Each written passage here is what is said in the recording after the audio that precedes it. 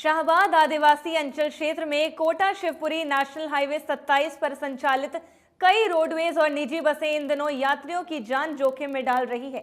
वहीं इन बसों की हालत जर्जर हो चुकी है, जबकि उनके फिटनेस और रखरखाव दोनों ही पर सवालों उठ रहे हैं, सवालों के घेरे में नजर आ रहे हैं। हाईवे पर सवारियों से भरी बसें फर्राटे भरते हुए काला धुआं उड़ाती भी नजर आती है। इनसे निकलता धुआं न केवल पर्यावरण को प्रदूषित करता है, बल्कि यातायात निगमों को भी धज्जियां उड़ाती नजर आ रही है। यात्रियों की सुरक्षा के नाम पर केवल खानापूर्ति की जा रही है। कागजों के पास सड़क पर फेल यातायात विभाग की अनदेखी के चलते कई बसों की फिटनेस रिपोर्ट सिर्फ कागज में ही पूरी बताई जाती है, जबकि हकीकत में इंजन की हालत खराब, टायर घिसे हुए और ब्रेक सिस्टम कमजोर बताए गए। बीते दिनों जैसलमेर में हुए भीषण बस हादसे के बाद भी परिवहन विभाग की लापरवाही जारी है। शाहबाद मार्ग पर लोकल से लेकर सुपरफास्ट एक्सप्रेस बसें बिना नियमों का पालन किए संचालित हो रही हैं। ना तो फिटनेस की नियमित जांच की जा रही है और ना ही चालकों की लाइसेंस जांच हो रही है। क्षेत्र के लोगों ने जिम्मेदार अधिकारियों से मांग की कि मार्ग पर दौड़ रही सभी बसों की फिटनेस और कागजातों की जांच तत्काल किए जाए, जिससे कि यात्रियों की सुरक्षा सुनिश्चित हो सके। कोटा शिवपुरी नेशनल हाईवे 27 पर बसों का संचालन हो रहा है, चाहे बसें सरकारी हों या प्राइवेट। इन बसों की फिटनेस और रखरखाव ठीक नहीं होने के चलते कई यात्रियों की जान जोखिम में डली हुई है। वहीं कई बार इन बसों पर हादसे होने की संभावना बनी रहती है। इस मार्ग पर चलने वाली बसों की कंडीशन बिल्कुल कंडम बनी हुई है।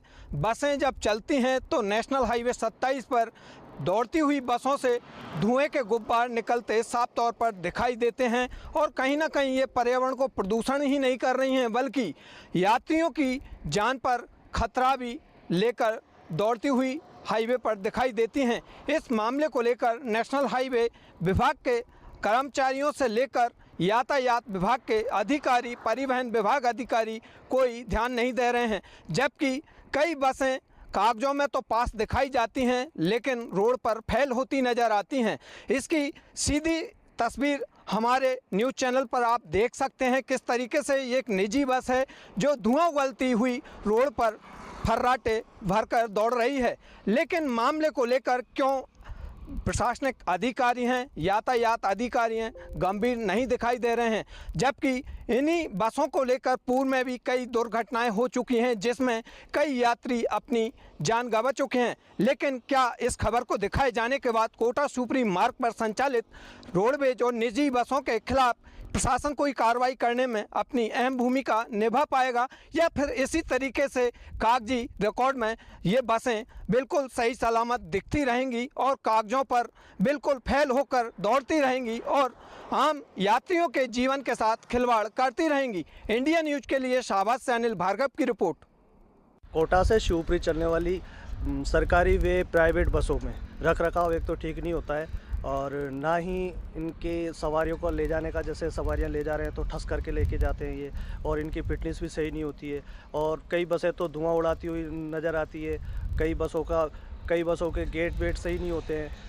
कई बार कई दुर्घटनाएं भी हो चुकी है, लेकिन प्रशासन इस ओर कोई ध्यान नहीं दे पा रहा है। तो हम प्रशासन से यही मांग करते हैं कि जनता की सुरक्षा को देखते हुए बसों की फिटनेस और सारी चीज़ों को देखा जाए और रोड पे सवारियों के लिए।